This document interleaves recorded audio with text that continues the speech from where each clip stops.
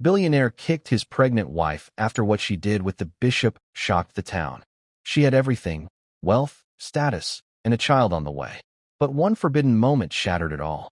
What she did behind closed doors, no one saw coming. The Cole estate sat like a crown jewel on the edge of Crestmore Hills, a modern palace of glass and stone, guarded by silence and secrets. Inside, everything gleamed, polished marble floors, curated art, and the scent of fresh orchids in every room. But beneath the beauty, something was off. Elena Cole, 6 months pregnant, stood by the window in her silk robe, watching the clouds roll over the hills. Her husband, Harrison, hadn't come home last night. Again, his empire, tech, real estate, law, kept him busy, but lately, it felt like he was avoiding her.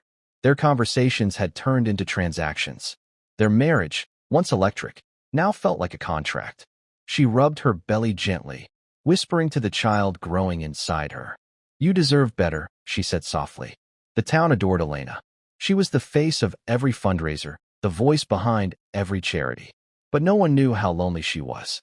No one saw the cracks forming behind the mansion's perfect facade. And then came Bishop Malachi. Young, eloquent, and newly appointed to the town's historic chapel, he arrived with quiet reverence and a gaze that lingered too long. Elena met him at a charity luncheon. Their first conversation lasted 5 minutes. But something shifted in her that day, something she couldn't name. She didn't know it yet, but that moment would set off a chain of events that would tear through her life, her marriage, and the town itself. The town of Crestmore hadn't seen a new bishop in over a decade.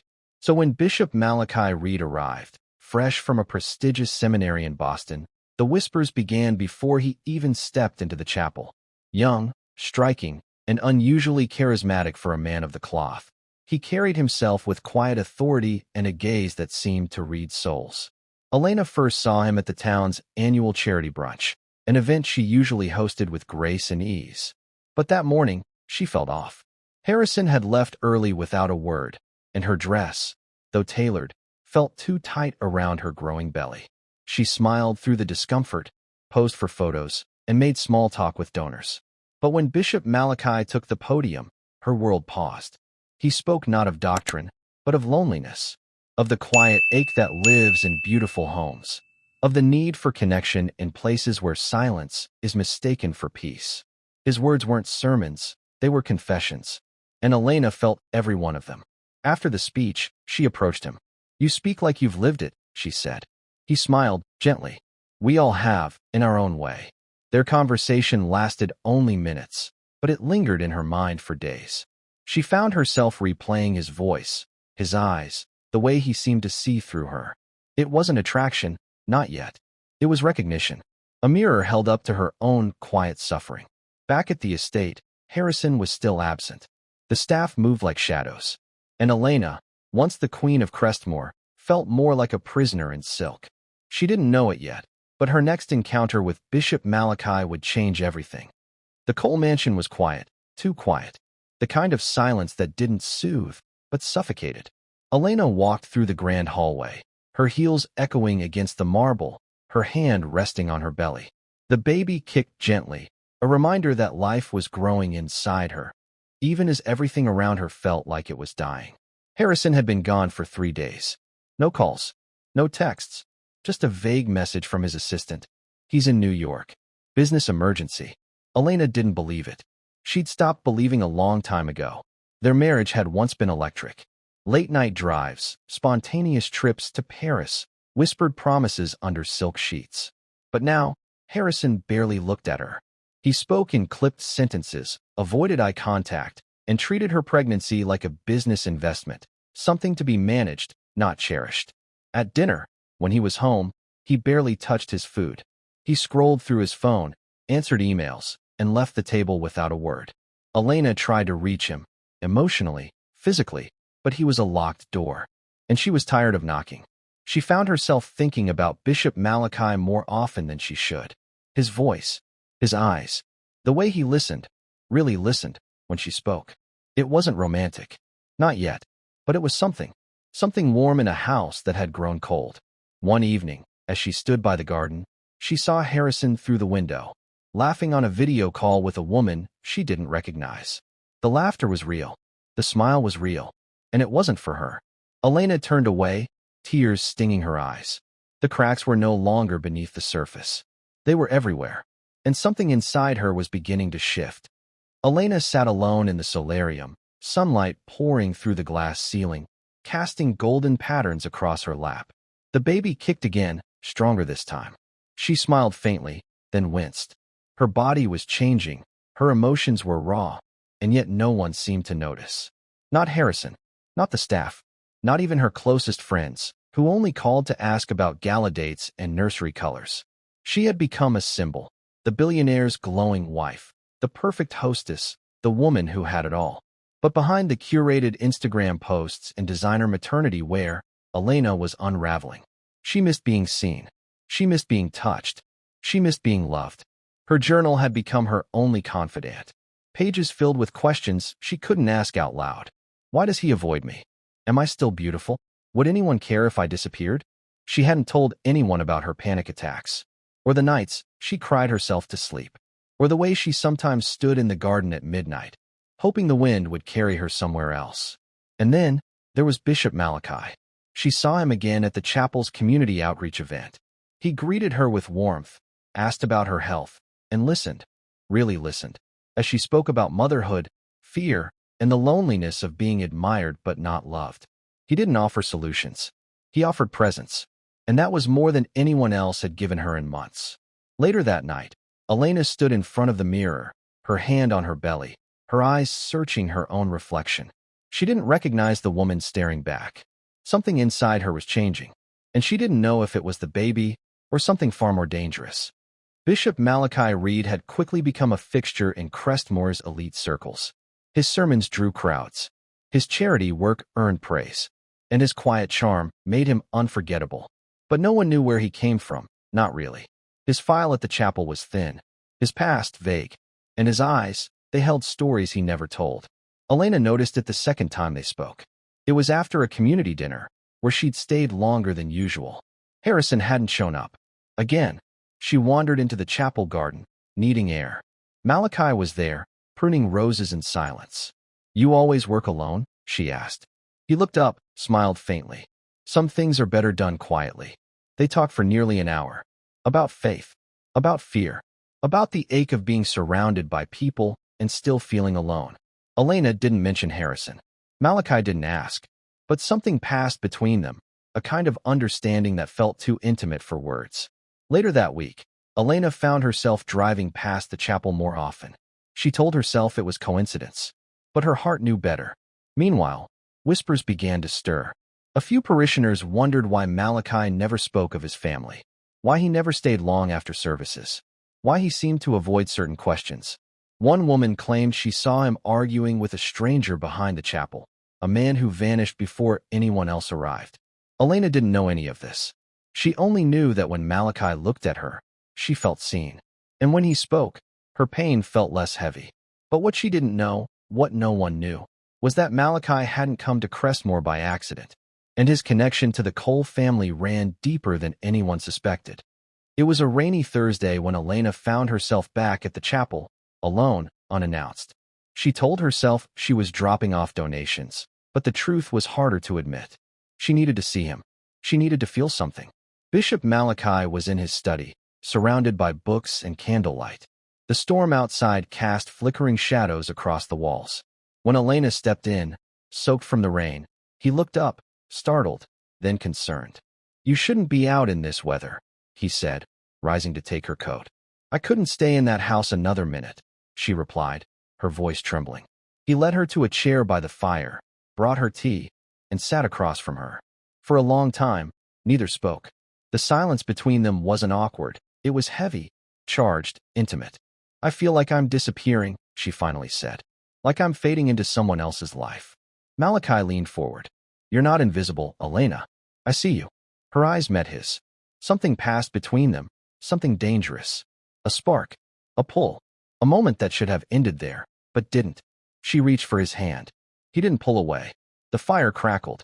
The rain pounded. And in that quiet room, two people crossed a line they couldn't uncross. It wasn't a kiss. It wasn't a touch. It was something deeper, a shared ache, A forbidden comfort, a silent promise. When Elena left the chapel that night, her heart was racing. She told herself it was nothing. Just a moment. Just a weakness. But deep down, she knew. Something had begun. And if anyone found out, it wouldn't just ruin her marriage. It would shake the very foundation of Crestmore. Harrison Cole was a man who noticed everything. Contracts, market shifts, body language in boardrooms. But when it came to his wife, he had stopped paying attention. Or so he thought. It started with small things. Elena's sudden interest in chapel events. Her quiet humming in the mornings. The way she smiled at her phone, then quickly locked it when he entered the room. Harrison wasn't jealous. He was curious. And curiosity, for a man like him, was dangerous. One evening, he returned home early from a meeting. Elena wasn't in the bedroom. She wasn't in the garden. He found her in the study, staring out the window, lost in thought. "You're home early," she said, startled. "I canceled," he replied, watching her closely. "Felt like I was missing something." She smiled, but it didn't reach her eyes. Later that night, Harrison reviewed the security logs. Elena had visited the chapel 3 times that week, each time alone. He checked her calendar. No mention of meetings. No charity events. Just blank spaces. He didn't confront her. Not yet. Instead, he called his head of security. "Discreet surveillance," he said. "Just the chapel. And the bishop." The next day, Harrison attended a business luncheon. Bishop Malachi was there, speaking, smiling, shaking hands. Harrison watched him carefully. There was something too polished about the man. Too perfect. And when Malachi glanced at Elena across the room, Harrison saw it. A flicker. A look. A moment. It was subtle, but it was enough. Harrison didn't know the truth yet, but he knew something was wrong. And for the first time in years, he felt the cold grip of doubt. The kind that doesn't let go. The report landed on Harrison's desk at 7:42 a.m., discreet, sealed, and delivered by his head of security. He didn't open it right away. He stared at it for a long time, sipping black coffee, watching the rain slide down the windows of his study. When he finally broke the seal, the contents were worse than he expected. Photos. Timestamped logs. Elena's car parked outside the chapel late at night. Her walking into Bishop Malachi's private quarters. Her staying for hours. Her leaving with flushed cheeks and trembling hands. There was no kiss. No touch. But the intimacy was undeniable. Harrison's jaw clenched. His mind raced. He wasn't a man prone to emotion. He was calculated, composed. But this felt like betrayal. Not just of marriage, but of dignity, of legacy. He didn't confront Elena that morning. Instead, he watched her. At breakfast, she smiled faintly, asked about his schedule, poured him coffee. Her voice was soft. Her eyes, distant. He saw it now, the change. The glow that wasn't his doing. The peace that didn't come from him. Later that day, Harrison made a call. Not to Elena, not to Malachi, but to the board of trustees at the chapel. He didn't say much. Just enough to plant a seed. By evening, whispers had begun. The bishop's name floated through dinner parties and boardrooms. Elena's absence from a charity event raised eyebrows. And Harrison, ever the strategist, waited. He didn't need to explode. He needed the town to see. Because in Crestmore, reputation was everything. And what Elena had done, whatever it was, would soon be impossible to hide. The storm outside mirrored the one brewing inside the Cole mansion. Thunder rolled over Crestmore Hills as Harrison stepped into the bedroom, his face unreadable, his movements deliberate. Elena was brushing her hair, humming softly. She turned when she saw him, startled by the intensity in his eyes. "We need to talk," he said. She nodded, setting the brush down. "About what?" Harrison didn't answer right away. He walked to the window, staring out into the rain. Then, without turning, he said, "The chapel. The bishop. You've been spending a lot of time there." Elena's heart skipped. "It's for charity. Outreach. Don't insult me," he snapped, finally facing her. "I know what's going on." She froze. "You don't." "I do," he said, voice low. "I've seen the reports.